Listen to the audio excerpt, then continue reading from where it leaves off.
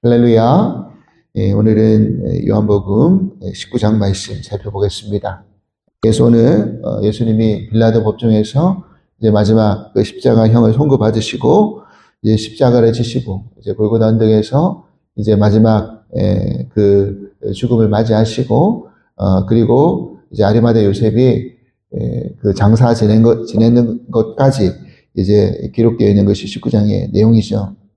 지금 예수님이 지금 이 십자가를 지고 이 고난을 받으시는 이 모든 일련의 과정은 마치 이제 빌라도의 법정에서 어떻게 얼핏 보면 빌라도는 예수님이 죄가 없다는 것을 분명히 알았죠. 그리고 그럼에도 불구하고 그런 백성들의 아우성과 항의와 또 어떤 지금 안 그래도 유월절에 많은 사람들이 모였을 때 자기가 그 예루살렘을 관할하는 총독으로서 어떤 밀란이 일어날까 봐 두려워서 죄가 없는 것을 알았음에도 불구하고 예수님의 십자가에 못 박는 형을 차는 그런 일을 선고를 하죠. 그러는 걸 보고 또 이런 일련의 과정 속에서 빌라도는 풀어주라고 했는데 이 제사장과 서기관들과 백성들이 선동되어서 예수를 죽이라고 하는 이런 일련의 모습들은 마치 이들이 주도해서 예수님을 죽이는 것처럼 보여진다 할지라도 실상은 예수님이 이 모든 일련의 과정을 그 하나님의 그 뜻을 이루기 위한 주님의 주도하심이었다라는 것을 어제와 오늘 이 내용에서 다 알 수가 있다라는 것입니다. 그래서 심지어는 예수님의 옷이 그 군병들에게 제비 뽑아서 나눠지는 것까지도 그리고 예수님의 뼈가 하나도 꺾이지 아니하고 그렇게 돌아가시는 것까지도 이미 말씀 가운데 이미 다 기록되어져 있는 내용이다. 그래서 성경을 응하게 하기 위해서 그렇게 하였다라고 기록될 정도라는 겁니다. 그러니까 아주 세세한 것까지 마치 이런 것까지도 성경에 기록되어 있나 할 정도로까지도 그렇게 기록이 되어 있었을 뿐만 아니라 그런 것까지도 예수님이 다 하나님의 뜻에 의해서 지금 이루어 가셨다. 하나님이 이루어 가셨다라는 것을 알 수 있다라는 것입니다. 그리고 또 더군다나 이 빌라도는 사실은 그 예수님이 죄를 찾지 못하였다라고 이렇게 고백하는 내용이 19장에서 두 번이나 등장을 하죠. 그런데 우리가 어제 살펴봤던 18장에서도 이미 빌라도가 그 일을 이야기를 해요. 그래서 18장 38절을 보면 빌라도가 이르되 진리가 무엇이냐 하더라 이 말을 하고 다시 유대인들에게 나가서 이르되 나는 그에게서 아무 죄도 찾지 못하였노라. 그러니까 예수님과 여러 가지 대화를 주고받으면서 그에게 아무 죄가 없다라는 것을 알았고 그에게 죄가 없다라고 이렇게 밝히고 있잖아요. 그렇게 이야기했고 19장 4절에 보니까 또 이렇게 이야기하죠. 빌라도 다시 밖에 나가 말하되 보라 이 사람을 데리고 너에게로 나오니 이는 내가 그에게서 아무 죄도 찾지 못한 것을 너희로 알게 하려 함이로다 하더라. 그러니까 이미 이때는 죄가 없다라고 이미 그 전에 밝혔는데 백성들이 소리 질러서 아니다. 내가 누구를 놓아줄까 하는데 오히려 이 사람이 아니라 바나바를 놓아주라고 하니까 이제 백성들의 어떤 그런 어떤 요구사항을 누그러뜨리기 위해서 19장에 보니까 채찍질을 가하시잖아요. 그러니까 채찍질을 가하는 그 형벌을 끝내고 이제 이만하면 되지 않았느냐. 내가 웬만한 사람들이 뭐 빌라도가 한두 명을 그 재판장에서 그런 어떤 형을 내렸겠냐는 거예요. 그러면 채찍질을 가했을 때 그 채찍을 맞는 사람이 뭐 사실은 사람이 극한 고통의 채찍을 맞으면 없는 죄도 이렇게 토해 버리잖아요. 그러니까 내가 죄를 지었다라고 하든지 아니면 내가 잘못했다고 하든지 뭐 빌든지 뭐 이런 인간적인 어떤 모습을 보여야 되는 거 아니겠습니까? 근데 예수님은 그 채찍을 고스란히 맞으시면서도까지 그러니까 우리가 일반적으로 이야기하는 채찍 우리가 그 패션 오브 크라이스트의 영화를 여러분 한 번쯤은 다 보셔서 아시겠지만 그 로마에서 가해지는 채찍은 유대인의 그런 그 태형하고는 완전히 다른 그런 법이었다는 겁니다. 그래서 유대법은 40의 하나를 감하는 40을 때리면 법에 어긋나기 때문에 39대만 때리고 그냥 끝내버리는 법이잖아요. 근데 로마는 그런 법도 없어요. 그러니까 거의 반죽을 때까지 때린다는 겁니다. 그리고 채찍 끝에는 나비라든지 동물 뼈가 달려 있었기 때문에 한번 채찍을 때리치면 살점이 뜯어져 나간다는 거예요. 얼마나 고통스럽겠습니까? 그래서 사실은 이 채찍형을 통해서 죽어나가는 사람도 더 많았다라는 겁니다. 그러니까 사람이 그렇게 채찍형을 가하게 되면 좀 전에 말씀드렸지만 없는 죄도 있다라고 토할 것이고 그만 때리라고 이야기할 것이고 이럴 거라는 거예요. 근데 예수님에게는 전혀 그런 어떤 모습들이 보이지 않았던 것이죠. 그러니까 빌라도가 와서 이야기하는 겁니다. 내가 이 사람에게 죄를 찾지 못했다. 두 번째 이야기를 하잖아요. 그런데도 역시나 백성들의 마음이 어떻게 하는 겁니까? 6절에 보니까 십자가에 못 박아라, 못 박아라. 이렇게 요구를 하는 겁니다. 그죠?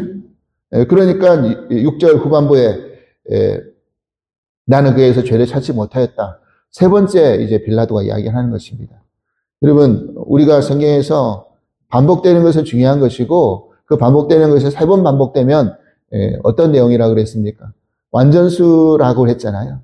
그러니까 완전히 죄를 찾지 못했다라는 것을 요한은 이렇게 이야기를 하고 있는 것이죠. 그런데 이 빌라도가 예수님이 죄를 찾지 못했다고 하면서 어떤 표현을 쓰느냐면 이런 표현을 씁니다. 5절에 보면 이에 예수께서 가시관을 쓰고 자색 옷을 입고 나오시니 빌라도가 그들에게 말하되 보라 이 사람이로다 하며 이렇게 되어 있잖아요. 그러니까 이 말은 어떻게 보면 요한이 1장에서 이미 선포해서 이제 기록되어 있는 그런 내용이라는 겁니다. 그러니까 이것조차도 이미 하나님의 계획 가운데 이렇게 이끌어 가기 위한 하나의 어떤 내용이었다는 것을 우리가 알 수 있는 것이죠. 그래서 요한복음 1장 29절에 보면 어떤 말씀이 나오느냐면 이런 말씀이 나와요. 이튿날 요한이 예수께서 자기에게 나오심을 보고 이르되 보라 세상 죄를 지고 가는 하나님의 어린 양이로다. 보라 세상 죄를 지고 가는 하나님의 어린 양이로다. 지금 빌라도가 뭐라고 하죠? 보라 이 사람이로다. 어떻게 보면 같은 표현이잖아요. 그러니까 결국 예수님이 어떤 모습으로 오셨습니까? 바로 여기서 말하는 세상 죄를 짊어지고 가는 하나님의 어린 양이로다라고 했던 그거는 결국 유월절 어린 양을 말하는 거잖아요. 그러니까 예수님이 우리가 이 땅 가운데 오신 이유가 바로 유월절 어린 양. 그래서 우리가 죽어야 되는데 출애굽 당시에 이스라엘 백성들이 죽어야 되는데 하나님이 그 이스라엘 백성들의 죽음을 건너가서 유월절 어린 양을 대신 그렇게 제물로 삼으심으로 말미암아 그 죽음이 패스오버 된 거 아닙니까? 마찬가지로 우리가 채찍을 맞고 우리가 죽어야 되는 그 죄를 예수님이 유월절 어린 양으로 오셔서 우리의 죄를 대신 사하시기 위해서 단번에 유월절 어린 양으로 본인이 그렇게 죽으셨잖아요. 그런데 출애굽기 보면 유월절 어린 양은 흠이 없는 양이어야 되거든요. 그러니까 지금 요한이 이 빌라도의 이 말을 통해서 예수님은 이미 죄가 없는 분이다. 죄를 찾지 못했다. 죄를 찾지 못했다. 죄를 찾지 못했다. 세 번이나 반복하면서 예수님은 죄가 없는 분이다. 흠이 없는 분이다. 여러분 인간에게 죄가 없는 사람이 누가 있겠습니까? 없는 죄도 있다라고 이야기하고 털어서 먼지 안 나는 사람이 없고 의인은 없나니 하나도 없는 것처럼 인간에게 다 죄가 있습니다. 근데 죄가 있는 인간은 유월절 어린 양이 될 수가 없죠. 죄 없으신 예수님만이 흠이 없는 어린 양이 되신 예수님만이 우리의 죄를 대신 지고 가실 수 있는 것이죠. 이것 또한 모든 것들이 성취되기 위한 과정이었다는 것입니다. 이 십자가형이라는 이 자체가 어떻게 보면 로마에서 만들어 놓은 최고의 어떤 악렬한 그런 인간을 향한 사형법이잖아요. 그런데 사실은 그 로마의 십자가형은 여자들은 십자가형을 지질 않습니다. 남자만 이 십자가형을 진대하는 거예요. 근데 이들이 왜 십자가에 못 박으라고 했을까? 근데 오늘 본문에 보면요, 이런 표현이 등장을 해요.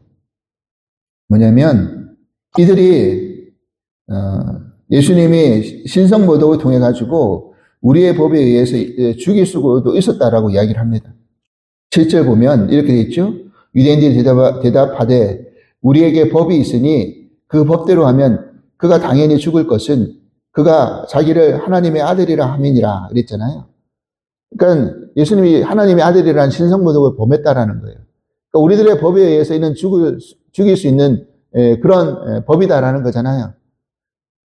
그러니까 사실은 굳이 로마 법정까지 끌고 가지도 않아도 자기들이 임의로 죽여도 너가 왜 우리의 어떤 사람을 죽이고 사는 생사의 탈권은 우리에게 있는데 너희가 함부로 하려고 하느냐라고 했을 때 우리도 법이 있고 특별히 이 신성모독에 대해서는 터치하지 마시오 이렇게 주장할 수도 있다라는 겁니다. 법에 대한 부분, 자신의 법에 대해서. 그래서 여러분 아시겠지만 스데반이 그 돌에 맞아서 죽었잖아요. 근데 스데반도 사실은 신성모독에 대한 어떤 그 조항을 어겼다라는 그것을 덮어 써가지고 죽였잖아요. 그러니까 로마한테 법정에 넘기지 않고 그들이 그냥 돌로서 지켜 그냥 죽여버렸습니다. 그런 것처럼 그렇게 죽일 수도 있었다라는 겁니다. 그런데 왜 유대인들이 죽일 수 있는 이것을 가지고 로마 법정에 넘기려고 했을까? 왜 그랬느냐면 이들은 철저하게 예수님을 어떤 십자가형을 통해 가지고 그것을 통해서 그 예수님을 따라가는 사람들 그리고 얼마나 그 예수님이 그 앞에서 무력한 자인가 그리고 그 유대 법의 말씀에 의하면 나무에 달린 자는 다 저주받은 자라고 예언이 되어 있는 말씀이 있기 때문에 저가 바로 신성모독에서 저렇게 저주받은 자로 죽었다라는 것을 많은 사람들에게 보여주기 위한 그런 악렬한 의도가 있었다라는 겁니다. 그리고 십자가형을 보시면 뭐 그 영화나 보면 그냥 예수님이 그 속옷도 입으시고 이렇게 매달려 계시지만 사실은 그 로마의 십자가형은요 사람을 발가벗겨 놓고 이렇게 매달아 놓는 겁니다. 그리고 십자가에 못 박혀 달려 있으면 그냥 바로 죽지도 못해요. 보통 일반적으로 한 7일에서 10일 정도 시간이 걸리는 겁니다. 달아놓고 이제 피가 이렇게 몸에서 빠져나가는 거니까. 그래서 서서히 고통받다가 죽어 나가게 되어 있는 겁니다. 그리고 온몸이 발가벗겨져서 매달려 있는 거니까 많은 사람들이 지나가면서 다 쳐다볼 거 아닙니까? 그러니까 수치심을 느끼게 만드는 것이죠. 가장 고통스럽게, 가장 수치스럽게 죽게 만드는 형이 바로 십자가형이었어요. 그러니까 이 십자가형은 살인한 자라든지 아니면 밀란이라든지 완전히 로마 사람들이 많은 사람들에게 본보기로 보여주기 위해서 너희들이 이와 같은 죄를 지으면 이런 식으로 고통받고 수치스럽게 죽는다라는 것을 사람들에게 본보기 보여주기 위해서 매달아 놓는 겁니다. 공포심을 느끼게 하기 위해서. 아, 저런 죄는 저지르지 말아야 되겠다라는 것을 교훈하기 위해서였던 것이죠. 그러니까 그런 걸 유대인들도 이미 다 알았던 거예요, 제사장들도. 그러니까 저런 식으로 매달아서 죽여야지만이 우리의 유대의 말씀처럼 저주받은 것이고 그 예수를 따르는 이들도 함부로 예수에 대해서 뭐라고 말할 수 없게끔 하기 위한 그런 악렬한 의도가 있었던 거예요. 하지만 그 역시도 인간은 악렬한 의도를 가지고 그렇게 죄가 없어도 뭐라고 말하지 못하고 그리고 악렬한 의도를 가지고 그런 일을 범한다 할지라도 예수님이 지금 그 모든 일련의 과정 속에서 그 일을 이루신 것은 뭐 하기 위하였다는 겁니까? 하나님 말씀대로 응하기 위함이었다는 것을 다 밝혀주고 있는 것이죠. 그래서 마지막 예수님이 요한복음에서 뭐라고 이야기하셨습니까? 30절에 보면 예수께서 마지막 심포도들을 받으신 후에 이르시되 다 이루었다. 그러니까 이 모든 일련의 과정을 내가 다 이루었다. 라고 선포하시면서 마지막 이제 죽음을 맞이하시죠. 내가 하나님 뜻을 이루기 위해서 이 일을 행했다. 또 우리가 예수님 십자가형을 바라보면서 우리는 뭘 알아야 되는 겁니까? 우리의 어떤 죄성과 나의 죄를 위해서 이렇게 주님이 죽으셨다는 것을 다시 한번 바라볼 수 있어야 되는 것이죠. 오늘 빌라도가 십자가형에서 죽여라고 하는 그 외침을 들었을 때 15절 보면 이런 이야기를 합니다. 그들이 소리 지르되 없이 하소서 없이 하소서 그를 십자가에 못 박게 하소서. 빌라도가 이르되 내가 너희 왕을 십자가에 못 박으랴? 대제사장들이 대답하되 가이사 외에는 우리에게 왕이 없나이다 그랬어요. 보십시오. 이들이 지금 뭐라고 고백하고 있는지. 가이사 외에는 우리에게 왕이 없다. 대제사장들이 이렇게 외치고 있어요. 그 진정한 왕이 누구신지를 몰랐을 뿐만 아니라 말로는 이 대제사장들도 하나님을 섬기고 하나님을 왕으로 그렇게 고백하면서 믿으면서 나아가는 이들 아니겠습니까? 실상은 그들 마음 가운데 누가 왕이었는 겁니까? 가이사가 왕이었던 거예요. 그러니까 우리도 사실은 이 땅 안에서 누가 왕이냐는 거예요. 나는 하나님을 믿으면서 하나님을 왕인 것처럼 그렇게 믿고 그렇게 신앙생활을 한다고는 하지만 때로는 이 대제사장이 이야기하는 것처럼 세상의 왕이 우리의 왕이고 세상의 권력이 우리의 왕이고 세상의 물질이 우리의 왕일 때가 얼마나 많이 있습니까? 그렇게 엉뚱한 왕이도 아닌 왕을 섬기고 가는 그런 우리의 죄의 그런 것을 사시기 위해서 주님이 지금 이 모든 일을 행하시면서 온전한 수치와 고통과 이 모든 것을 다 받으시면서 결국 죄 없는 어린 양으로서 우리의 죄를 사하시고 다 이루고 가시는 이 십자가의 마지막 과정을 우리가 다시 한번 살펴보게 됩니다. 그래서 오늘 이 십자가의 주님의 이루신 이 모든 일련의 과정을 우리가 다시 한번 살펴보면서 우리의 완악함과 죄된 것들을 다시 한번 돌아보고 그것을 위해서 주님이 가셨다는 것을 다시 한번 기억하면서 우리가 하나님 앞에 그 씻김 받았다라는 것, 그 죄의 사함 받았다는 것이 얼마나 귀하고 복된 일인지를, 감사한 일인지를 다시 한번 깨닫고 우리도 그 십자가의 복음을 우리가 다시 한번 나누고 전할 수 있는 그런 은혜가 있을 수 있기를 간절히 바랍니다. 우리의 죄를 사하신 주님을 그 크신 사랑, 그 은혜를 다시 한번 기억할 수 있는 오늘의 귀한 말씀 될 수 있기를 간절히 기도합니다. 하나님 감사합니다.